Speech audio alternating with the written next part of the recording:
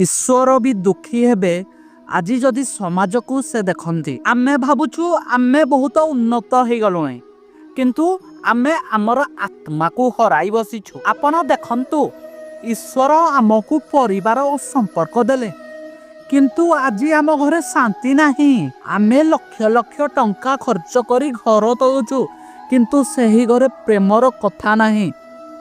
बापा माँ कनरे चुप बसी किंतु पिला मानक पाखरे से मानक बाई मिनिटे समय नहीं। एही विभाजन देखी ईश्वर आखिरे लुह न आसीब तो कौन हेब।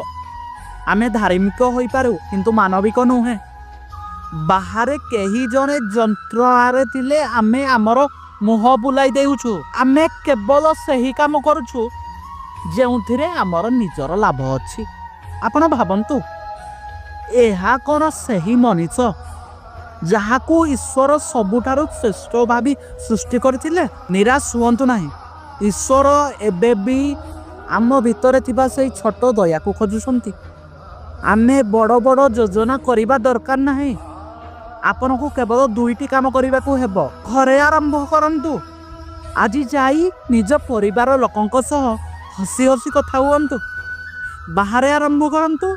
गोटिए अपरिचित व्यक्ति को गोटिए साहाज्यर हाथ बढ़ातु। मने रखंतु आमर कर्म ही निर्णय करे जे ईश्वर दुखी हेबे ना आनंदित।